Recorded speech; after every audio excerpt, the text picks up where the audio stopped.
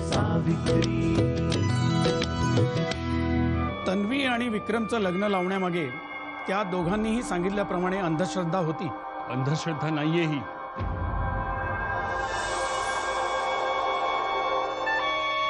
खरं आहे हे सगळं। विचारलेल्या प्रश्नाचं उत्तर द्या।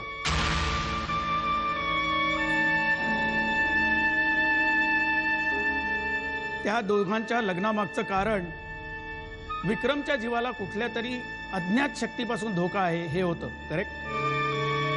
हो। विक्रम या लग्नाला तयार नसतानाही तुम्ही त्याच्यावर जबरदस्ती केली, त्याला शपथा घातल्यात, इमोशनली ब्लॅकमेल केलं, हे खरं आहे?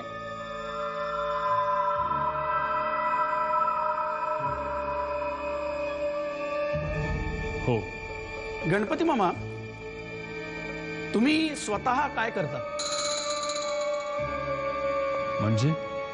म्हणजे तुमच्या उपजीविकेचं साधन काय? गेली अनेक वर्ष मी पाटणकर कुटुंबाचा सेवक आहे। त्या व्यतिरिक्त मी ओंकार साधना करतो। ओंकार साधना? हो। अच्छा अच्छा, म्हणजे ते होम हवन, मंत्रतंत्र, जारण मारण आणि पूजा वगैरे, राईट? Objection milord. गणपती मामा काय करतात याचा डिवोर्सशी काय संबंध? संबंध आहे मिलॉर्ड, कारण यांच्या या अंधश्रद्धा जोपासण्याच्या प्रवृत्तीमागे त्यांचं प्रोफेशन हे खूप महत्वाचं कारण असू शकतं। Objection overruled. Thank you milord. फक्त गणपती मामाच नाही तर समस्त पाटणकर कुटुंब या असल्या प्रकारांवर विश्वास ठेवणार आहे।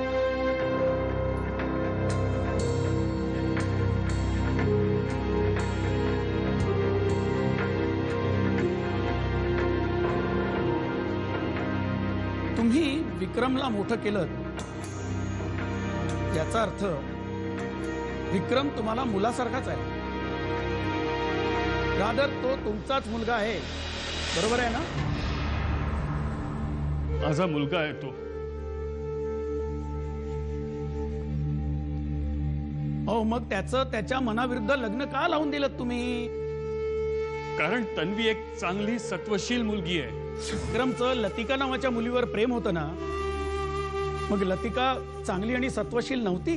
लतिका चांगली मुलगी आहे, पण तन्वी सावित्री आहे। सती सावित्री वगैरे तसं ना? हो।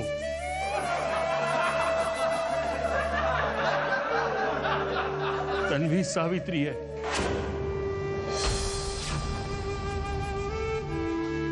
जिनं यमाकडून आपल्या पतीचे प्राण परत आणले अशी सावित्री।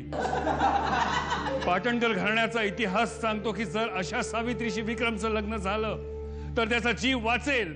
लग्नानंतर काही महिन्यातच विक्रमने या सावित्रीशी डिवोर्स घेण्याचं का ठरवलं? डिवोर्स विक्रमनी नाही मागितलाय, डिवोर्स तन्वीनी मागितलाय। हे तुमच्या लक्षात आलं असणार की यम तुमच्या या सावित्रीचं ऐकणार नाही। गणपती मामा निवृत्त झालेत याचाच अर्थ तन्वीने केलेले आरोप खरे आहेत।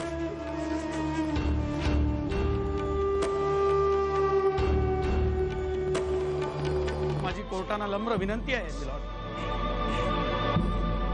की गणपती बल्लाळेश्वर उर्फ गणपती मामा यांना अंधश्रद्धा पसरवल्याबद्दल, हुंडा मागितल्याबद्दल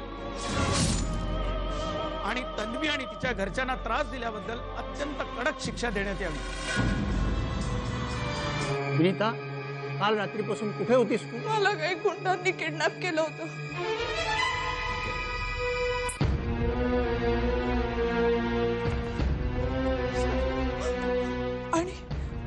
आणि ताईचा डिवोर्स झाल्याशिवाय तुला सोडणार नाही असं म्हणत होते ते।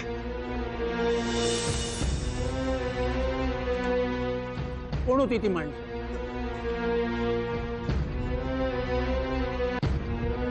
मला माहित नाही, पण बोल बोल, निर्धास्तपणे बोल। त्या लोकांना गणपती बाबांनीच पाठवलं होतं।